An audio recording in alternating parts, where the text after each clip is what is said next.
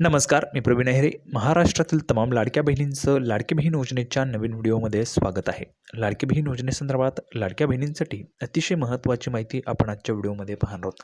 पाहू शकता बघा, 27 नोव्हेंबरची सर्वात महत्त्वाची अपडेट आपण या ठिकाणी पाहणार आहोत. 27 नोव्हेंबरची जबरदस्त माहिती बघा. ऑनलाईन कागदपत्र अपलोड ऑप्शन, eKYC नवीन GR. तर याच्याविषयीची संपूर्ण माहिती आपण पाहणार आहोत. सध्या आपण पाहिलं तर महाराष्ट्र राज्यामध्ये लाडकी बहीण योजना जी राबवली जाते तर त्याच्या eKYCमध्ये भरपूर महिलांना जे ते प्रॉब्लेम्स येत आहेत, तर त्याच्या संदर्भातची महत्त्वाची माहिती आजच्या व्हिडिओमध्ये पाहणार आहोत. त्याच्यामुळे महाराष्ट्रातील तमाम माझ्या लाडक्या बहिणींना विनंती राहील, सर्व लाडक्या बहिणींनी व्हिडिओला लगेच लाईक करायचं आहे. चॅनलला पण सर्वांनी सबस्क्राईब करून घ्या. लाडकी बहीण योजनेच्या छोट्या छोट्या बारीक अपडेट्ससुद्धा सर्वात अगोदर आपल्या चॅनलवर तुम्हाला पाहायला मिळतात. त्यामुळे सर्वांनी लगेच व्हिडिओला लाईक करा, चॅनलला पण सर्वांनी सबस्क्राईब करा.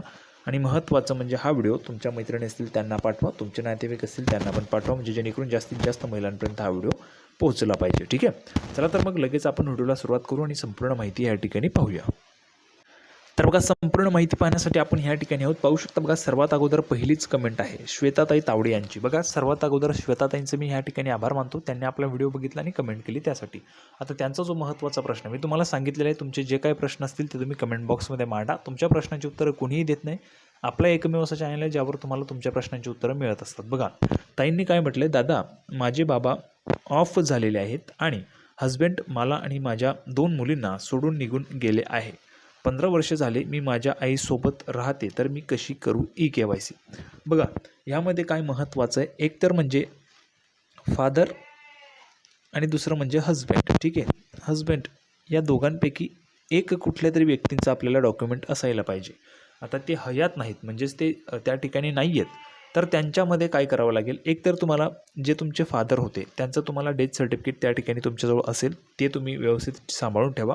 किंवा मग तुम्हाला हजबंड असतील, ठीक आहे, आता हजबंड तुम्ही सांगितलेलं आहे ते सोडून गेले, तर तुम्ही हजबंड ज्यावेळेस गेले त्यानंतर तुम्ही FIR केली असेल, FIR जी असते ती देखील तुमची चालणार आहे. ती जर तुमच्याजवळ असेल तर तुमचं eKYC होऊन जाईल. त्याच्यानंतर पुढचं बघा महत्त्वाचं, आताच आपण पाहिलं त्या ताईंना त्या ठिकाणी त्यांनी जे दोघं कागदपत्र आहे त्यापैकी एकही कागदपत्र दिलं तरी देखील त्यांची KYC होऊन जाईल. आता पुढे बघा, सुरेखाताई जाधव यांनी पण कमेंट केलेली, हा पण महत्त्वाचा प्रश्न आहे. बघा, 17 मिनिटांपूर्वी आलेला आहे. मी तुमच्या कमेंट वाचत असतो, तुमच्या प्रश्नांची उत्तरं देत असतो. दादा, मी अंगणवाडी सेविकाला कॉल केला होता पण तिने कॉल नाही उचलला. दादा, मी अंगणवाडी सेविकाला डेथ सर्टिफिकेट घेऊन गेली होती पण सेविका नाही घेतली. तिने बोलली की ऑफिसमध्ये ऑर्डर नाही आली आहे. मला 12, 13, 14, 15, 16, 17 हप्ता नाही आले आहे. मी मुंबई मालवणी वरून बोलत आहे. 1/11/2025 रोजी मी हाफ eKYC केली होती, नंतर 7 तारीखला पूर्ण eKYC केली आहे.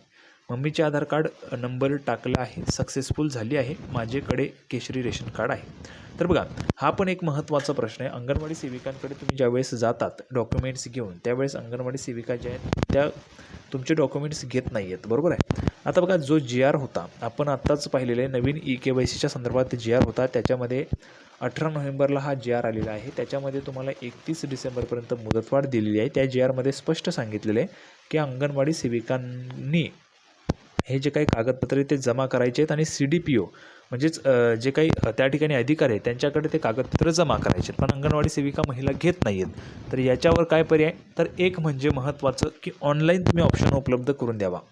बघा, माझी शासनाला विनंती आहे, महिलांच्या वतीने, सर्व महिलांच्या वतीने माझी विनंती आहे आणि सर्व महिलांना माझी विनंती आहे, सर्वांनी या व्हिडिओला लाईक करायचं आणि जास्तीत जास्त शेअर करायचा. हा व्हिडिओ सरकारपर्यंत पोहोचला पाहिजे, याच्यासाठी तुमची मदत हवी आहे. त्याच्यामुळे सर्वांनी व्हिडिओ लाईक करा आणि चॅनलला पण सर्वांनी सबस्क्राईब करून घ्या. आता बघा, सरकारला पण माझी विनंती आहे, माननीय मंत्री महोदय माननीय अदितीताई तटकरे यांना मी विनंती करतो की महिलांना हा जो काही होणारा त्रास आहे यामधून सरळ ऑप्शन जो आहे ऑनलाईन अपलोडचा ऑप्शन जर उपलब्ध करून दिला तर ते जास्त सोयीचं त्या ठिकाणी महिलांसाठी असेल असं मला त्या ठिकाणी वैयक्तिकरित्या वाटतं. तरी माननीय मंत्री महोदयांना विनंती करतो की त्यांनी ऑनलाईनचा जो ऑप्शन आहे त्याच्याकडे त्या ठिकाणी लक्ष द्यावं आणि 31 डिसेंबरच्या अगोदर म्हणजे लवकरात लवकर महिलांसाठी हा जो काही ऑप्शन आहे तो उपलब्ध करून द्यावा. किंवा मग अंगणवाडी सेविका महिला भगिनी ज्या आहेत त्यांना तशा पद्धतीचे आदेश देण्यात यावेत, म्हणजे जेणेकरून महिलांचा जो काय होणारा त्रास आहे तो थांबेल. महिलांना त्या ठिकाणी वाटतंय की आमची KYC होते किंवा नाही. ठीक आहे, नवीन GR विषयी पाहिलं, KYCच्या संदर्भात पाहिलं, कागदपत्रांच्या संदर्भात पाहिलं. सर्वांना व्हिडिओ आवडला असेल तर व्हिडिओ लाईक करा, चॅनलला सबस्क्राईब करा. काही अडचण असेल तर कमेंट बॉक्समध्ये विचारा. लाडकी बहीण योजनेची नवीन अपडेट घेऊन पुढच्या व्हिडिओमध्ये आपण पुन्हा एकदा भेटूया. तोपर्यंत धन्यवाद.